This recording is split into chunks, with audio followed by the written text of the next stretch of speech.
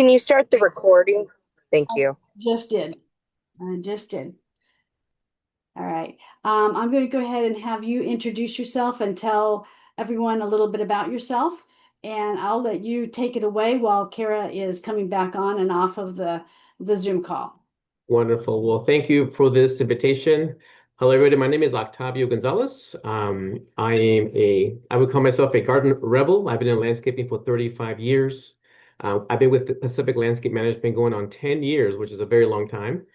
And my focus is always to work with HOAs on how to conserve resources, because we know that HOA dues continue to climb, and we try to find ways to help reduce that. I am also a sitting Tualatin council member of Tualatin, where I do very much of this kind of work, working with community and boards, which is a lot of fun. What I'm going to go ahead and do now is I'm going to go ahead and share my screen. Again, if my screen freezes, let's just hang tight and everything it catches up to each other. I think it's just part of the technology. So here we go. I'm going to share my screen.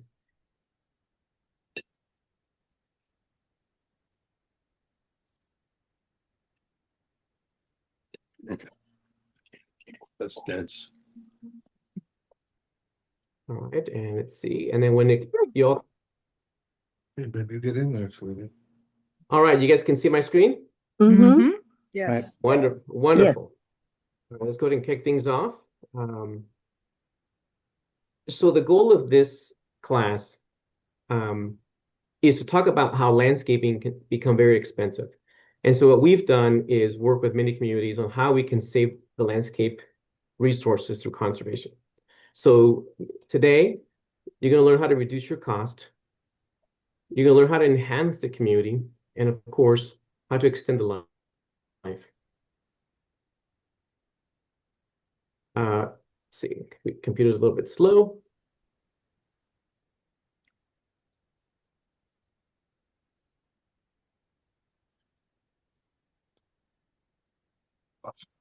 Volunteer.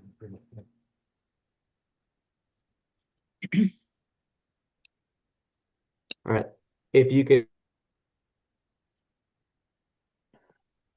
Octavio, you're completely frozen. Can you hear me? Let's just give it a moment. Okay, here we go. If you guys can hear me. Yes, I we can hear. Okay, give me 1 second there. There we go. I'm back. I knew it always happens in the beginning. So, okay, we're back. Okay, so a little thing first about Pacific. Here are all of our locations. Our main office in Hillsborough, in Sherwood, Park Rose, Salem, and we are also up in Seattle market area. Our company is an all-phase landscape company. We only work with communities that are under our care. So if somebody called us and said, "Hey, we want a bark proposal," we decline. We like to save all of our resources for just our clients. We're all-phase landscape, construction, water conservation, snow and ice. We do a lot of downtown rooftop landscaping, highly customizable, rain gardens, aquatics, and of course, flowers. So I want to kick things off with what is sustainability? Water conservation, plant selection, and of course, rejuvenation and pruning, which is always the most difficult one to talk about, but we'll hit that one last. So today, I'm going to focus a little bit on that 4%. What you see here is what the average household utilizes in percentage rate on water, okay? Now, we're going to focus on the 4% for just a little bit. That seems to be the most recurring cost that we see sometimes going down the drain. Now, here is the cost of what the average water bill throughout the nation for a family of four, showering, cooking, landscaping, you name it. The Pacific Northwest is at $310 an average, which is pretty high. I still don't understand why Las Vegas, and when they don't get a lot of rain, is at $64. But nonetheless, this kind of gives you a snapshot of what the water bills are looking at nationwide. Okay. Here is what the water rates are locally. You can see Hillsborough has gone up quite a bit. Tigard, everybody is going up, and it doesn't seem to be changing quite a bit. So we try to find ways how we can reduce this recurring cost. Okay, much of it has to do with inefficient irrigation, how it's an old system, a lot of grass. We like grass, but we also hate grass, and we'll share you some pictures also because grass is very expensive. And of course, how it's managed. This is probably the most delicate spot right here is how is water managed? We find that some landscaping companies just turn the irrigation on and let it ride until it's time to turn it off. And that's what we cannot do. But I wanted to at least highlight what these costs are looking like for everybody. Uh, if you're up in Washington, we'll skip this slide because their costs also go into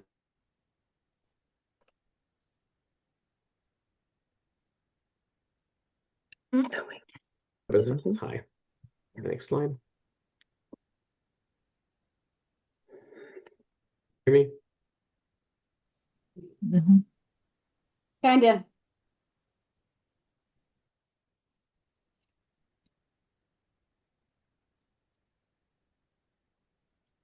Let's just give it a moment. There you go. I'm back. Okay, I'm back. Yeah, sometimes when we have a lot of people logged in, that tends to happen, but it's okay. We'll get through it. So these are some of the things that we're seeing out there. Typically, we get these kinds of pictures when they're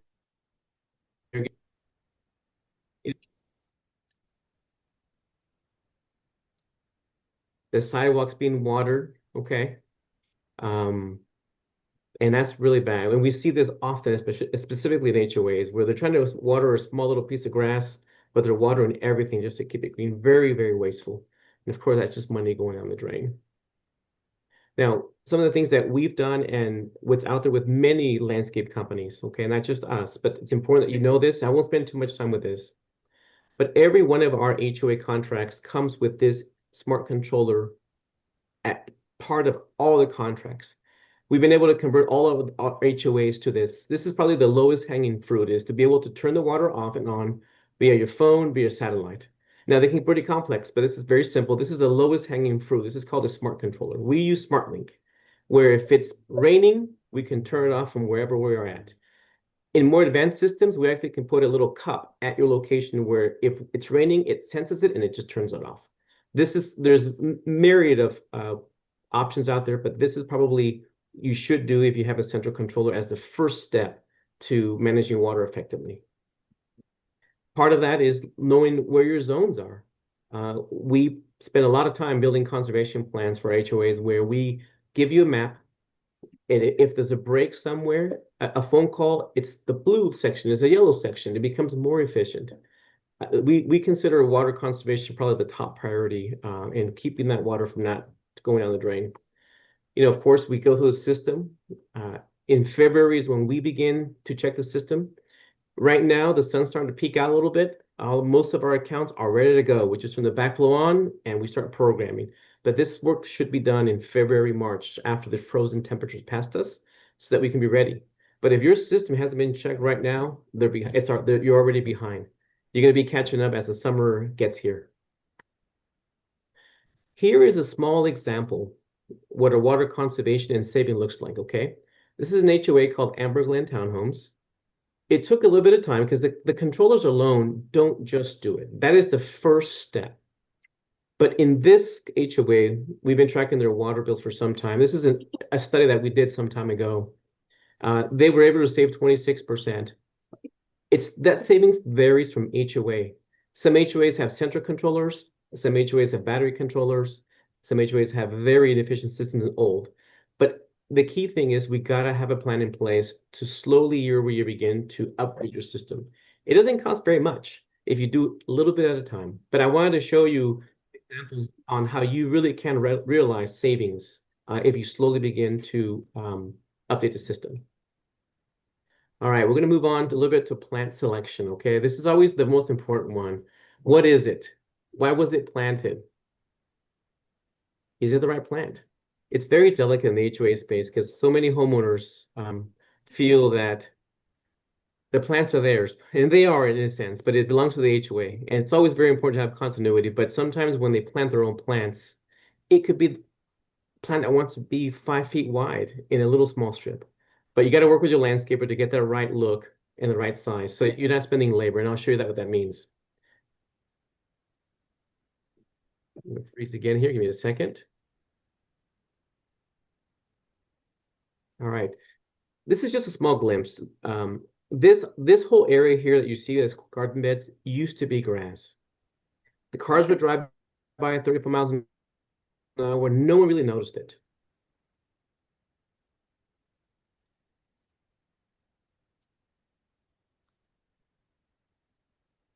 but they were watering it, fertilizing it, they were throwing it all away and starting all over again. Very inefficient, okay? Here is an example of labor that shouldn't be spent. You can see here that this evergreen that wants to be 25 feet at the base has to be pruned maybe every 3 months.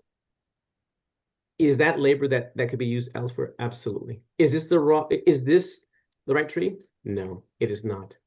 And this is just one example of what we see out there in the HOAs in your communities. Wrong tree. It wants to be 25 feet. Look at these trees. These are Leland cypresses right next to the driveway. These grow 5 feet a year after they've been established. And this is what we see out there. People, it's already being limbed up. You're already having to spend landscape labor to lift this up and keep it off the sidewalk. This is absolutely the wrong tree. But these are the kinds of things that are out there. And I know that people don't like change, but this is how you save labor. When you're looking at a contract that's 25, when you're looking at any landscape contract, I would say 55% of a contract is labor. It's labor. And every year when you're looking at a contract increase between 4 and 7%, when you're looking at 4 to 7% as an average increase cost, it's because of high labor that can be avoided. Right now, this is a perfect time. We're going into this hot season. We're getting less rains. You're going to start seeing this kind of browning around the trees, okay? This is an example of where it should already be eliminated. Give me 1 second here, 1 moment here.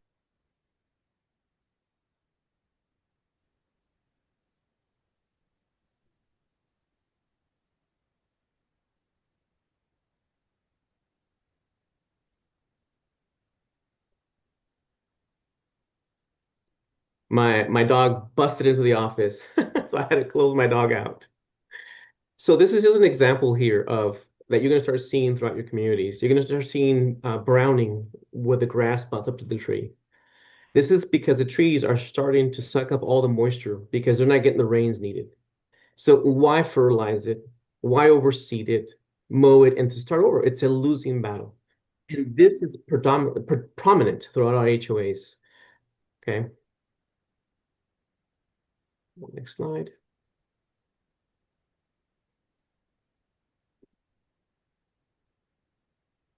1 moment here as we're moving to the next slide. I think when somebody joins in, it slows us down a little bit.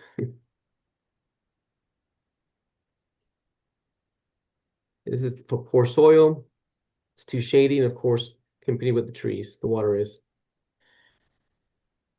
This is something that's an example of grass, once again, in an HOA.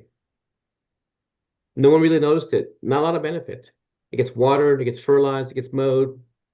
People don't really go out there and have a picnic in this. It's just a waste. But it's these types of things that need to be identified in your community. This is what it was converted. This is across the way. This is what across the street looks like now. Both sides, much more efficient, all year color. There is no labor anymore to mow, to edge, to fertilize, to water. A little bit of pruning, a little bit of watering after established. That is it.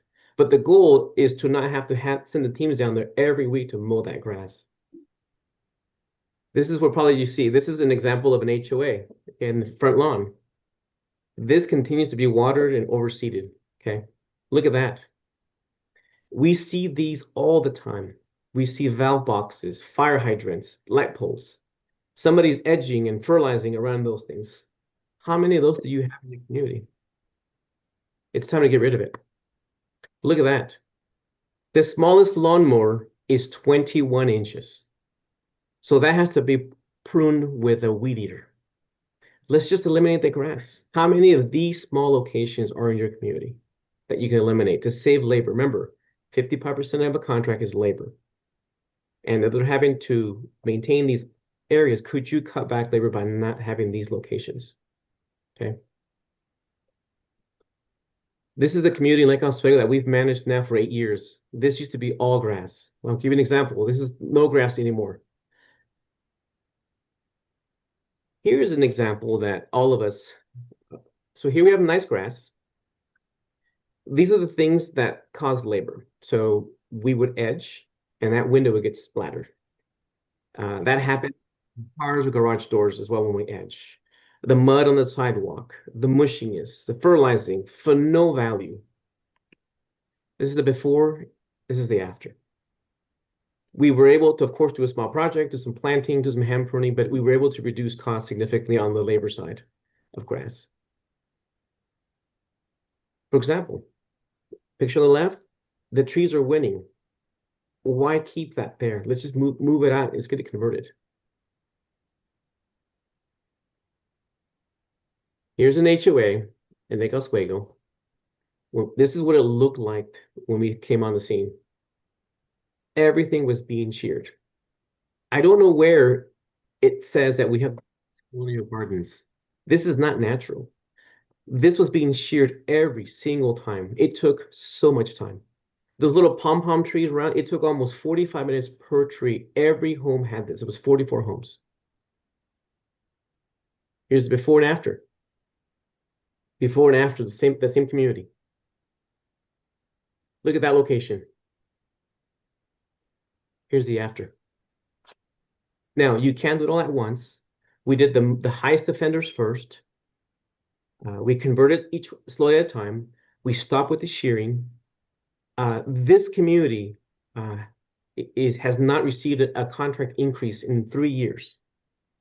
Okay.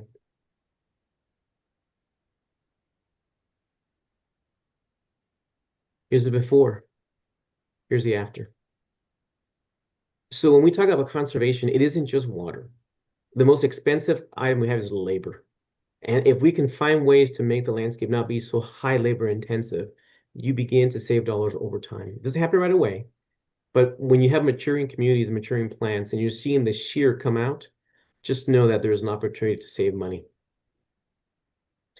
When you shear a shrub, you have to shear it almost 6-8 times a year to keep that round shape or the square shape. When you hand prune, we only have to hand prune twice a year. Less material to throw away, less labor, less pickup, less everything. Here's a whole block. Very vibrant. Now, some homeowners still want a little bit of grass, no problem, but they effectively reduce their costs significantly. Here on the left side, you can see the oak trees. They were winning, but it kept on getting refertilized, reseeded, re-edged. The white oaks were not going to give in. So the grass was removed as phase 1. Now, I don't have phase 2 yet. Phase 2 is they're going to apply some stones. Phase 3's a little bit of planting mix in there, and that's it, and they're done. No more mowing, no more edging or fertilizing. Here's another community. Look at all that shearing. Look at the little small turf there that had to be sheared, mowed. Again, the smallest lawnmower is 21 inches. So that means our guys would have to go get the lawnmower, the whip, and whip that down. This is what it looks like now. Very nice. Took a little bit of planting, plant the right trees, a little bit of weed control, but there really isn't any pruning that they had there before, as you can see. It also reduced the complaints. If you're a board member and you're volunteering in your community, think about the calls that you get each time when the landscaper didn't maintain that solid square line on that shrub or that round circle because it grew an inch, in the 3 weeks. Those calls will stop. It's because they don't need that to be the tree line. If you have a more natural hand pruning landscape, you avoid those phone calls from the community manager to the board members as well. But it's intentional. It takes time, but it's not very expensive if you do a little bit at a time. And we like to share these pictures as concepts. So as you walk around your community, you can start thinking about what it can possibly look like. What areas could you eliminate of little small areas? Now here is the before and after. Same location. Now, as a landscape maintenance company, we cannot get on a ladder. So we are limited to 12 feet. But it isn't 12 feet structure pruning. It's more 12 feet. Just cut the branch off the sidewalk so it doesn't hit somebody in the face. The picture on the left, that tree constantly needed to be pruned to get it off the face when people are walking. The little turf panel there had to be watered. Everything had to be watered to get that little thing to be greened up. So we switched it. We transplanted. You can see the picture on the right-hand side. We planted a different tree that grew upright, never needed to be pruned to get it out of people's face. We eliminated the grass, so we saved that labor time. Here's this little hinoki there that had to be pruned off that roof each time. It looks like a valuable specimen, and the homeowner didn't want to get rid of it, but it was affecting labor. So we removed it and we planted that one. Didn't really change much the look. It improved, allowed the maple tree on the left to grow a proper canopy. We no longer had to spend labor to prune it off the roof. It gave it a more aesthetically pleasing, a simple switch. No more arborist. Now, we are mindful that when it comes to arbor work, for us landscapers, we want 2 optimum pruning opportunities, but we're mindful of budget. So we always like to prune in June when all the leaves have leafed out. So we can see the way down, so we can limb up high. Ideally, we would like to prune when it's fall time. When we can see the cross beams. We can go in there aggressively, but we're mindful of budget. So we're always relegated to 1 pruning activity. That's typically in June. Here's a small turf panel that was grass was dying, and you'll see this constantly out there. But we learned that you see that window across the way up there? That sun was sitting there and reflecting on that grass and burning that grass each and every time. It was a losing battle. How many of those locations do you have in your community where you have reflective heat damaging the grass or the plants? So we converted it. No more mowing, no more edging, no more reseeding, nothing. It just took some time for us to sit there and look at where the sun was reflecting. I know those are true incidents. Here's the other side of it. This is that same community. Look at all those trees that we have to prune constantly off the sidewalk. So that's labor. Here's after. It actually improved the look. We reduced the labor demands, so the team now can focus on other details. Okay, but again, this little small change makes a huge difference over time. Okay, look at this. Who do you think is winning here? This was a wonderful grass when it was planted. You know, that maple tree did a great job, but now it's created a little bowl, so we had to get rid of it. But again, look at the root mass, the overshading, the ponding water, which drowned the grass. And this community was a new one that we took on. They had a pretty substantial reseeding budget just to reseed for nothing. We had to convert it. This is last year. This now, the second year of this, it looks absolutely more vibrant and more fuller. Now, I know I beat up on grass quite a bit, and we do like grass, trust me, but we see so much opportunity when it comes to grass. Now, moving on to trees a little bit. Is the arborist the problem? Okay. Where is it? What is its purpose? Okay. And what's the cost? Here is an example of a tree that was planted in a very small location that should never been allowed to become a big tree. Totally wrong tree. It messed up the sidewalk. You can see it there. That could have been removed a long time ago before it became a significant tree. Now they had to remove it, stump grind it, and plant something smaller that wouldn't give us this kind of problem. But you're seeing this kind of planting out there. And the arborist should be telling you, that's not prudent, let's get rid of it. And I know we love our trees. We love our trees. But the goal is to also love them responsibly. The infrastructure damage that this tree is causing outweighs that value of the tree. Now, you can still have the tree, let's just plant the correct one. Okay.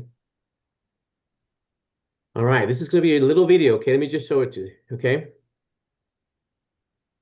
Well, well, well, well. Looked like a perfectly healthy pine, but it's on the ground. Well, I can tell you one thing. Too much mulch around the trunk of a tree can have this effect on them.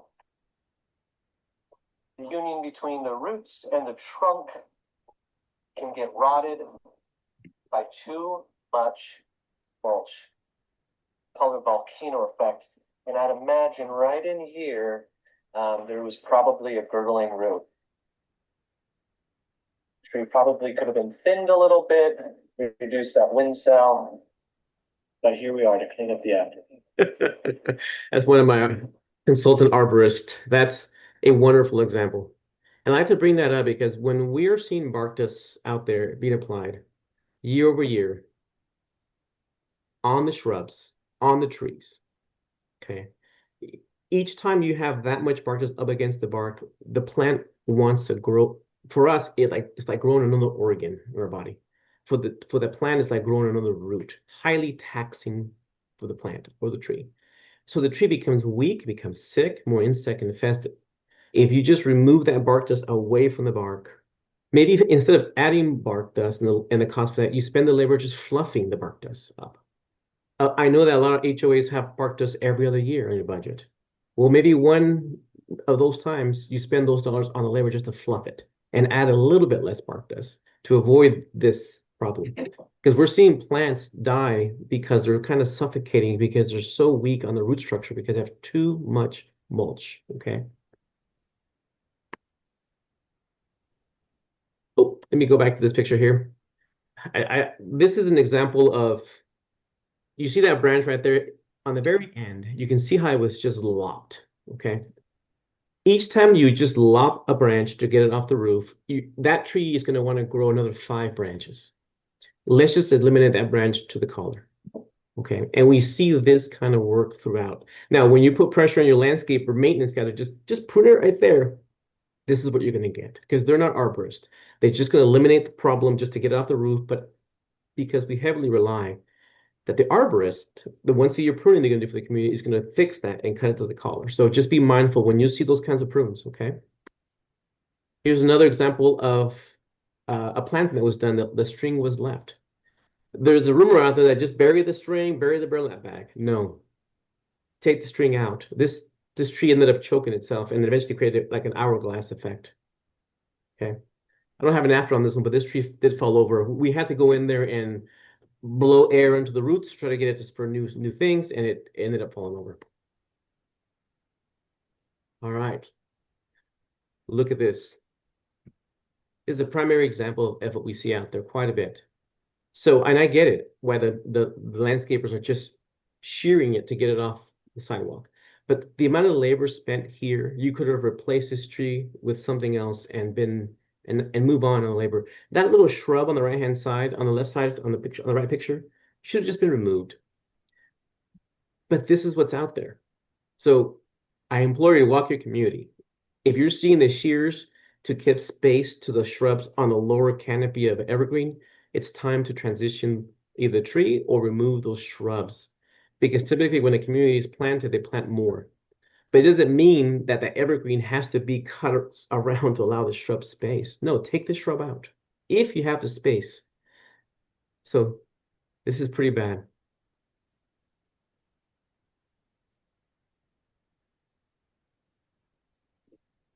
This is an example. This is a cedar tree that wants to be 25 feet at the base. Do you see those shrubs in the bottom? They at least could have removed those and allow that tree to do its thing, but ultimately that tree needs to go. They could plant a weeping Alaska, give you the same effect, just needs to be the right tree. This is still small enough. They can still take it out before it becomes a big project, big expensive to the HOA. But it's these things that you need to be working with your landscaper to identify, to put a plan in place, and then slowly but surely begin to remove them and replace them. You won't lose the look. You'll just get the right tree in its place that won't need labor to keep it in its location. Look at this, Leland cypresses. Same. I get it. They want to hide those utility boxes, but notice the shrubs on the left. If anything else, they could just take those out and let the skirt go all the way to the bottom. Now, this is an example of the perfect tree in the right location. Look at this. This is a wonderful cedar tree. Plenty of space, has all it needs, good shading. This is the right location. But instead, these trees are being planted in 4-foot strips in front yards, next to the driveways, next to the doors. Okay.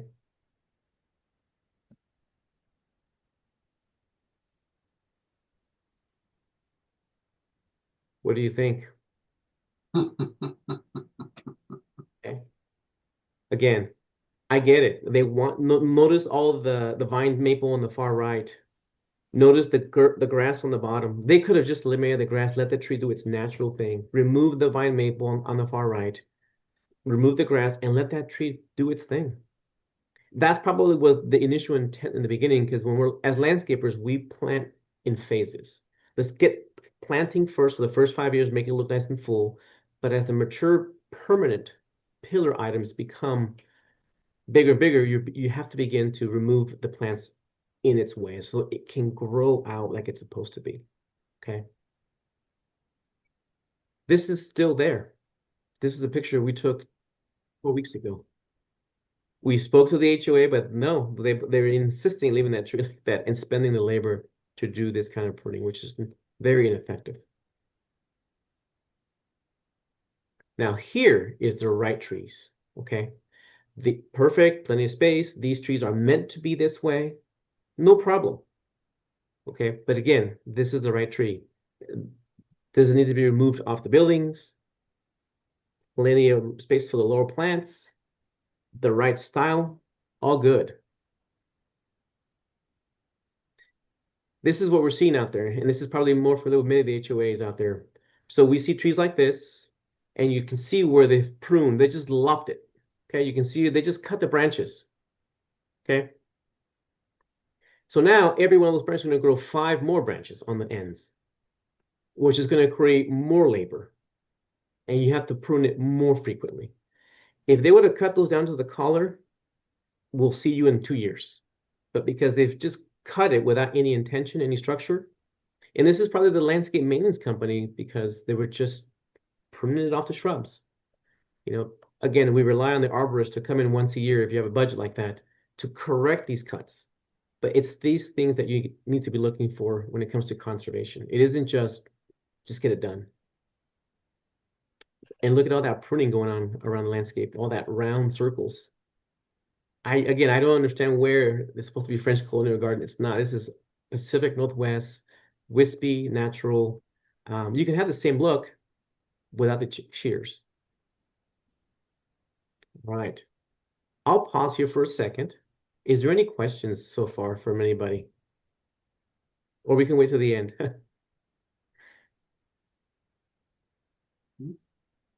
All right. Octavio, sorry, I was trying to get unmuted. It's Karina. City of Wilsonville, I know they were looking at some water and sewer rate increases, and there was some question about whether the same impact would be for irrigation water.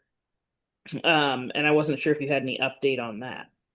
I don't have an update on that, but I do know that Wilsonville, Hillsborough, Beaverton.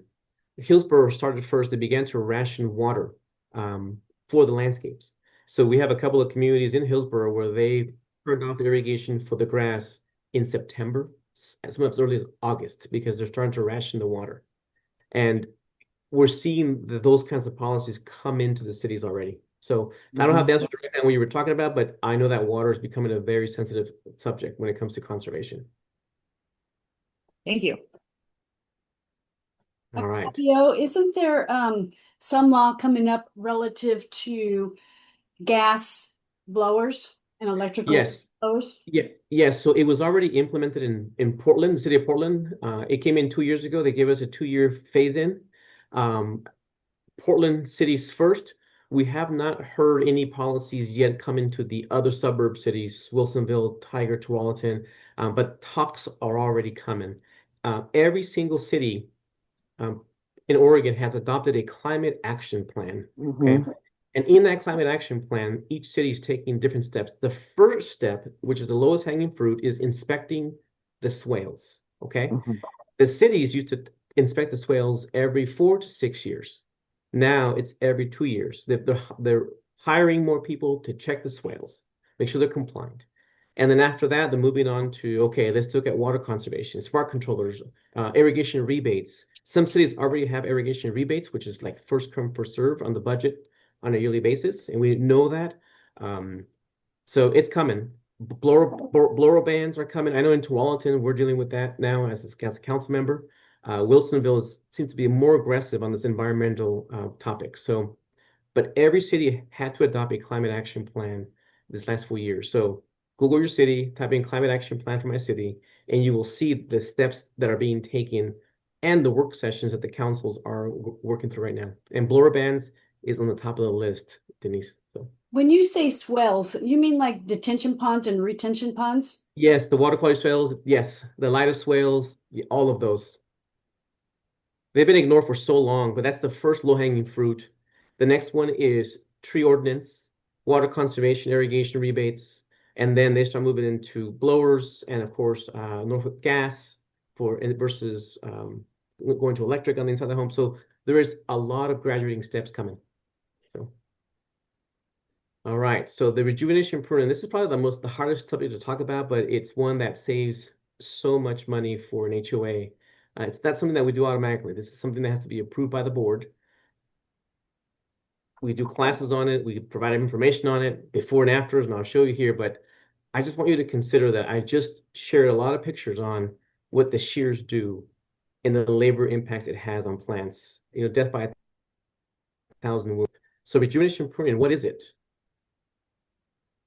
Okay, I'm slowing down here again, but let me give it a second.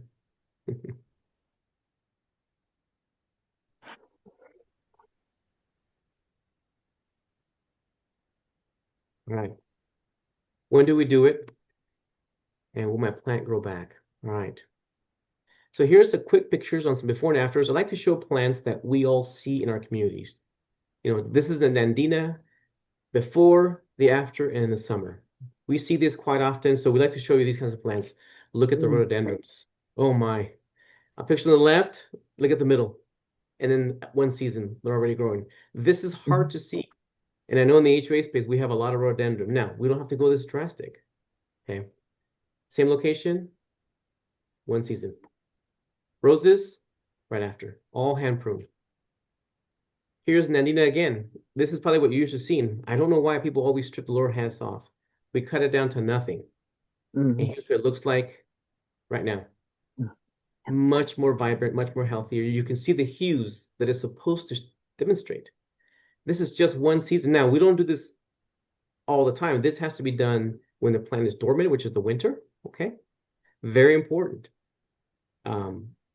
This is something that we begin to talk about now. And if the HOA says, yeah, let's do some of it. We do it in sections at a time. Let's do this section first, this year, let that go back, and so on and so on. Look at this. What do you guys see here? You see that bench there? You see all that hedging that's happening on that shrub. It's infested with moss. That has to be pruned so often. All right, so guess what we did? We took it down. Look at that. We took it down to the ankles. Do you think it'll grow back? Oh, yeah. Look at how much nicer it grew back. And that's it. Now we just maintain it by hand. Look at the flowers on the left. Huge difference. This is fall and now spring. What do you think the labor savings was on this? Quite significant. Tremendous. Okay. Again, you already have the plants there. All right. Let's look at the other side. Look at that. Look at how much labor. Look how many phone calls as a board member or community manager you will get because it doesn't look like that all the time. If it grows for 4 weeks, and when are the landscapers going to shear this? Okay. All right.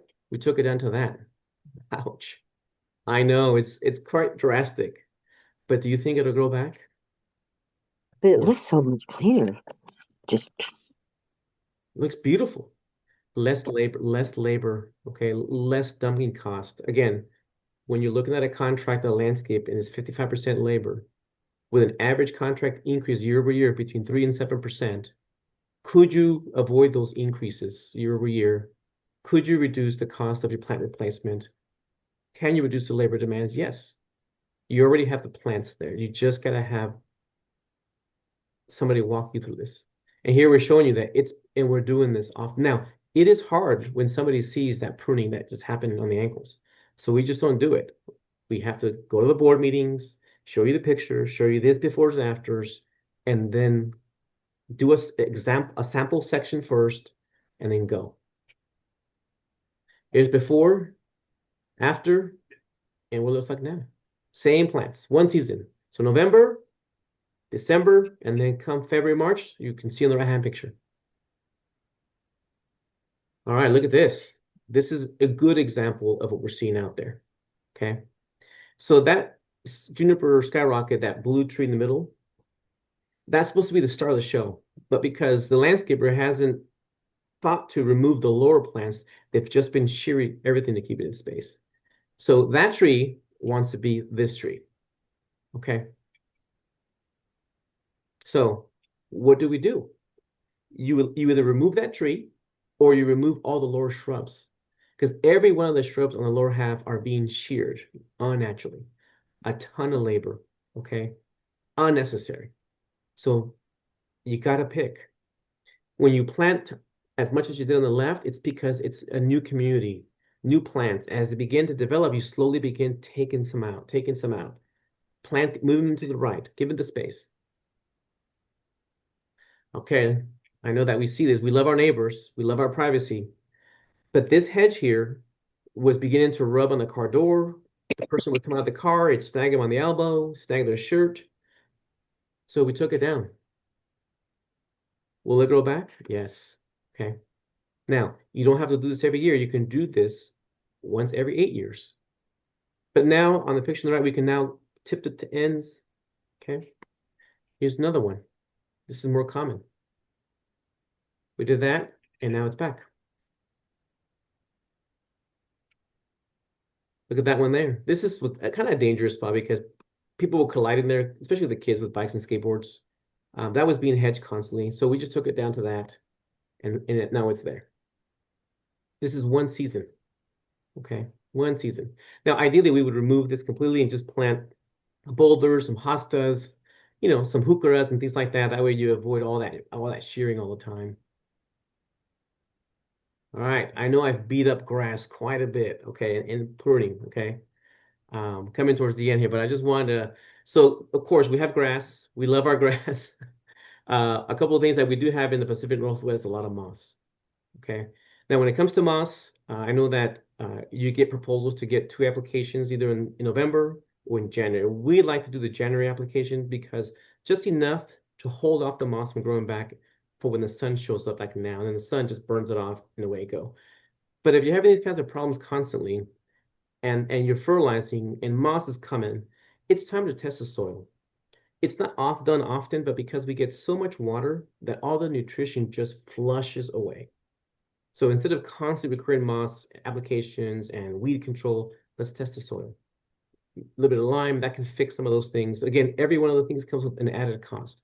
We do recommend thatching and aerating every other year. But again, if the moss is under control, because of soil test, you avoid those extra costs, okay? Now, for our company, we eliminated Roundup. Now, when you're using the store-bought fertilizers and weed controls, you're actually applying everything when you only have 2 types of weeds. We focus on those weeds only. So we try to apply as little chemicals as possible. So timing is very important, for a pre-emergent. Overseeding is something that should be done because though you have green grass, the grass does age. So you have to introduce young new seeds that could be tougher. It can close up faster, keeps the weeds away. Very important to do that as probably every 4 years, do a nice overseeding over the top as part of a budget process. Now, I do want to introduce you to this grass, okay? Now, we've all seen the crabgrass. It used to not be a problem at all for us. It would show up at the hottest time of the year, which is July. It was green. It looked like the grass that we have all year. We would mow it, no problem. And then come the first frost, it kills it. Now, because we are warming up here in Oregon, this grass is showing up in March, much earlier. And if it's there now, it's gonna spread and mostly take over between March and August. This will be everywhere. And then come next year, your grass is toast. We have had to change our ag program to do a pre-emergent on this grass. And so we've now moved our aerating and thatching to September for that reason. It's here now. Oregon is warmer. So this grass is taking hold. And if you see this grass, you typically will see it more on the edges of the sidewalk. You're going to have to do a reactive application, which costs more versus a pre-emergent. It's not we add it as an extra cost as a pre-emergent, but we hope by year 2, it's mostly under control. But this is something that you should go out there and take a look. And if you have it, you got to talk to your landscaper about this. Octavio, we have a question in the Yeah. comments of what is the appropriate time of year to do the overseeding? Okay, there's two optimal times, and it has to do with temperature. Temperature of under 70 degrees, which is right now, which is like between now and I think June, okay? Or you wait into the summer. So late August to September when the temperatures to begin to cool down. Those are the two optimum times. And we say that because we're going to start relying on nature's water. To what rains are coming, it's cooler, right? The morning fog, the morning mist. But if you have a really awesome irrigation system, you can seed anytime. But when we're looking at conservation, the two optimum times to have nature help us is early spring, late summer. All right. I've covered a lot of information. We started from removing turf, irrigation, trees, rejuvenation, pruning, a little bit of grass, okay? I'm at the end of what I had to say. I did thank you all, but this is the time where I can ask if you guys have any questions. Be happy to answer them. I do. I do. Well, I comment, and I wanted to say here, I'm Stacy, and I have a, excuse me, we have a HOA here in Westland, very small community that we have right here. But it is very old. It's over almost 50 years old, and not much has ever been done, really. And so now I'm looking at this problem of course, they don't want to see things go away because things have overgrown. I mean, it's just ridiculous to the point of, I mean, between the grasses and the bushes and the trees. I mean, it's just now we're at a point too that I think it would be, and of course they're thinking of cost, but they rather let things just go or they have let things go, I guess. And now I'm at a point where I'm not sure what to tell them to do. Um, yeah, and I mean, we've got arborvitaes here that are probably 20 feet tall and they're falling over. They're doing all kinds of different things. The trees are sucking up all of the grass, like you said, all the moisture from the grass. And then besides that, it's called hidden springs, is because we do have underlying water coming underneath it. So in the wintertime, especially, I mean, everything is I mean, it's like a swamp out there. Yeah. So, and I know a lot of the guys, they don't want to take their mowers back there because it just spins their wheels and stinks a lot of Right. times too. So I just don't know what to do with something that's such an old property with old plants. I mean, these plants have been here this long. I mean, they've always been here, you know. And people did freak out when, like, I took my trees out of my backyard that are up against a street, and people were freaking out about it. We've looked at those for 30 years. And I'm like, well, now Yeah. you're not. So, Well, yeah. it's too convincing people to. I mean, there's some changes that have to happen. I mean, and I know that they say, well, we don't have any of the money, but we've got to come up with some of the money to do it. Well, Otherwise, we're going to be. Stacy, it first starts with what I just showed you. You now see it is possible to slowly transition, even Oh, mature. yeah. Okay, very slowly. I know people don't want to pay for it. They either pay for it now, or they pay for it with a special assessment, or they pay for it with a Agreed. reduced property value. Because Hmm. landscaping is how it feels. How does it feel when I drive into an HOA? And Right. that keeps the cost of the values of homes up. I know no one I wants to agree. pay for increased HOA dues, but unfortunately, when you have a 25-year-old community, you don't have to do it all in 1 year. You can just do the Okay. entrance first, the worst of Okay. eliminate the liabilities first, anything that's causing danger, and then you slowly start doing one house at a time. But it does take a class like this. It takes a board meeting, um, and examples that it can be done. It just takes time, but it requires a Mhm. little bit of cost, a little bit of budgeting. So. Correct. Correct. Now, is there any way that we will be able to? Could I get something like this to present to the homeowners as far as what's happening? Because I think a lot of times too, people just kind of, if they don't make any waves, they just let things go, and Yes. you know what I'm saying? So is there any way that I can get something like this to present to the homeowners? Like, see, this is what could happen and this is, this is what it could look like? Because I Well, see I a know. lot of, Yeah, I know this meeting is being recorded, so that's the first okay, step. Outside of that, without doing a pitch on Pacific, then you would have to bring Hmm. us and then we do it. But Okay. this could be shared with the community as as a starting point, and then Okay. from there you can decide on a good partner to Hmm. help you do this. Right. This will be available probably on the CMI website within a week or Okay. so. All right. Now, Octavio, I know we have a hand up. We also have a question in the chat Yeah. about what about crane fly infestation? Okay. Well, the crane fly. So the crane fly, couple things. Um, it's here now. Okay. So any application that is done now, it's reactive to kill the larvae. Okay. Typically, we want to address the crane fly as we go into the summertime when the crane fly is trying to land on the grass, whittle its butt down to drop the new eggs for the next cycle. So typically, the crane fly stuff, there's two types of application. A reactive, which is right now because it's already here, you're seeing them. You got to do a treatment. Unfortunately, it has to be a chemical um, that has to be sprayed over the grass.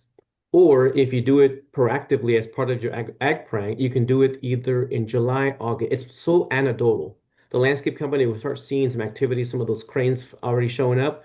Then you can do a granule application, or we do a different type of liquid application that kind of kills off about 85% of them. Okay, because you always need some of those to be in place because it also helps feed the birds and the ecosystem.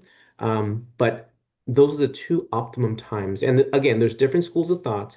If people say, "Well, I see it there, let's do it now." Yes, you definitely can on a reactive cost. But when we're dealing with an HOA environment where we have to blanket the community, we have to be very specific on the right timing. And that's typically we do our crane fly applications as we go into the summertime. That way, when the larva is feeding on your grass during the winter time, and then spring shows up and your grass is dead because it has no root system because the larva ate it. That's why we like to use that product during that time of the year, is to kill the larva so they're not jumping on the grass roots for next spring's cycle. Thank you. I'm going to go ahead and let Lab Monster go, and then I'll get the other comment in the chat. Yeah. Hi, thank you. Um, I wanted to ask about a lot of the pictures that you were talking about are taking out the trees or changing what the type they are. But in Portland, if I say it right, I think that you cannot just take the trees out now. So how do you address with that? Okay, that's an excellent question. So, a couple of things. So, the cities have their municipal tree plans, okay, which Portland has a reputation of being the most arduous, the most difficult to work with, okay? Now, what you do need is kind of like a good lawyer, okay, which we are. And a good landscape company can go to the arborist department of the Portland city and say, this is what we want to do, and this is why. So, it's our expertise against them. What they want to see is that you're not going to be taking down a significant tree, a heritage tree, or a tree that has a massive canopy they call that a significant tree they can see through satellite. But if the goal is to remove the tree and plant back, they're okay with that. You just have to come with the plan. You just can't say, I'm filing a permit. I want to take this tree down because I don't like it, or it's no. This is the tree. This is the name. This is what it's doing. This is what it's costing me for my sidewalk, to my driveway, to my plumbing, to the gutter downspout, all that underground stuff. And I'm going to replace it with this. And then you have our good arborist who can talk the talk, and they will know that you're being serious about putting the tree back. But you really have to come in with those tools and prepared. Now we work with Portland very well. They know who we are as a company. They know that we are a renowned company, so they take us seriously when we file a report. If they want an arborist report, then we get an arborist report. Costs about $1,200 thereabouts, and then you go into the plan. Now, but if it's a significant tree, part of a tree of 50 or five, or and you have a huge row, that's a different conversation. But a front yard tree, a turf strip tree, they've become more flexible as long as you need to plant back. Okay, thank you. And before you go, is the Pacific Landscape Management is the company that you are explaining to? Yes, I am Pacific. Yes. Okay, thank you. You're welcome. So we have a comment in the, or a question in the chat. Oh, we have a really big question in the chat. Let me do the little one first. Should Yeah. rejuvenation pruning be done differently for different shrubs? Our landscape contractor pruned all of the shrubs to 12 inches to 18 inches high, and the evergreen shrubs have been struggling and have very few green lives after 18 months. Yes. So I know there are some companies who have pruning teams where they prune everything one shot. They go. So yes, so there we have a specific list of the plants that we can prune when they're dormant. Okay, from November to January is our most optimum time to do the hard pruning.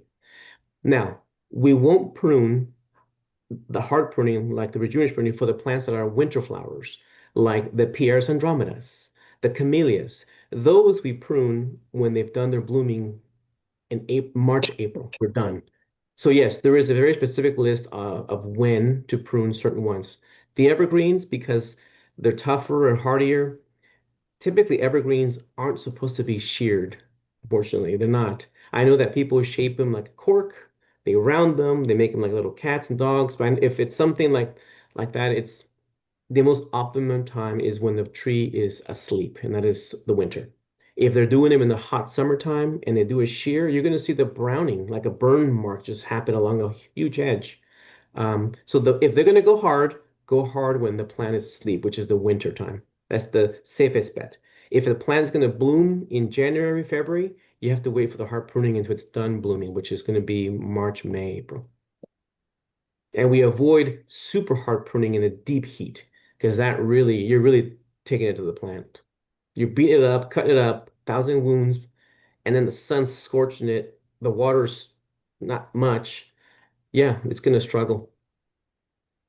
Hopefully that answered your question. But we do have a specific list that we follow uh, as part of our agricultural program. Okay. The next comment or the next question we have is water rates continue to increase with the City of Portland's new transportation fee added on to the water bill. This will feel like a double increase, meaning the HOAs need to reduce water consumption. However, simply removing grass and blowing in bark dust, people tell me comes with two concerns. One, fire risk, when someone tosses their cigarette end into the bark dust. Two, when the leaf blowers come through, the bark dust is blown up the hardy plank siding, which then discolors, and the planks which can't be pressure washed off of the hardy is somewhat delicate. I welcome your response. Okay.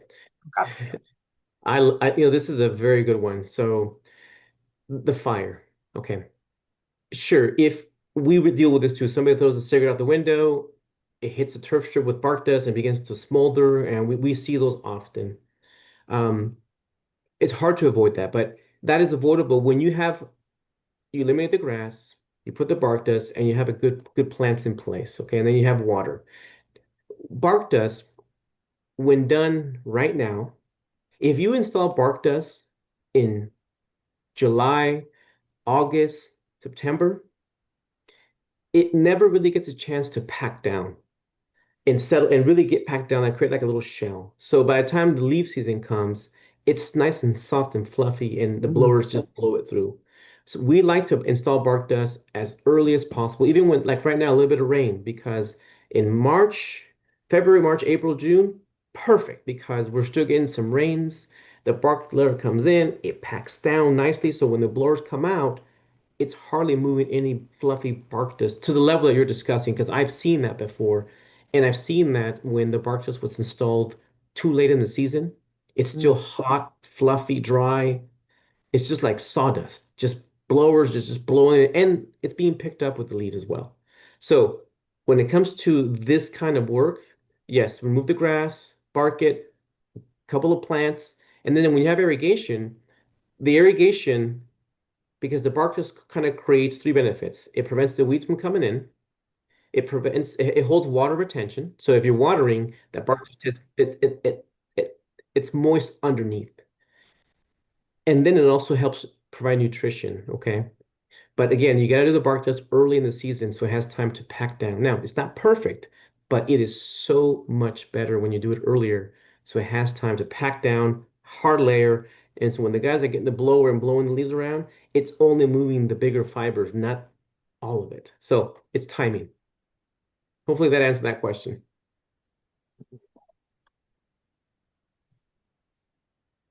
Okay, next question is what type of driveway shrub would you suggest for an evergreen flowering but stays smaller than 3 by 3?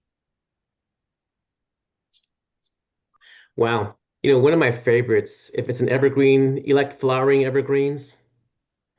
You know, evergreens tend to not flower, they tend to just change hues. Okay, so like I like the Chief Joseph. Okay, Chief Joseph is a small evergreen shrub. All right, it starts off green, but then it turns yellow as we go into the winter time. Okay, it doesn't lose its leaves at all. It doesn't produce a flower, but the color contrast is so brilliant. The other plant that grows and has a small color, because evergreens don't have flower unless it's like a camellia, right? It's an evergreen, it never loses its leaves. It's always dropping flowers, like the camellias. The other one is the yew plant. Okay, Hmm. the yew is columnar, especially the variety Hicksii. Hicksii yew that produces, it grows very columnar. The cancer cure drug was cultured from the yew, so now it's legal to plant them and cut them. But it also produces a berry, a red berry, and that red berry is what brings in the birds and those kinds of things. So there's a myriad of evergreens that are columnar, small spaces. Chief Joseph, the yew, the camellia that's been grafted to be in smaller spots. And then from there, you can start moving into weeping plants like one of my favorites is the hamamelis, I mean the weeping hemlock, which is a double trunk hemlock that grows short. And then from there you go into astilbes and hostas and green ant. I mean, there's just a myriad of plants that can fit. Even the sword ferns. The other one is the Danina domestica, which is the one I showed you that we lopped it to nothing. They call that the heavily bamboo. Also, again, there's the list is endless for little small locations like that. I know it went kind of fast, but Chief Joseph, yew, variety Hicksii, uh, uh, a dwarf hemlock, um, camellia, and then the currant. You can do a rushing currant because that one does produce a flower, a pink, and it has a berry, but the stalk after the leaves fall off, it almost looks like it's paper bark as well. So it has a different interest as well.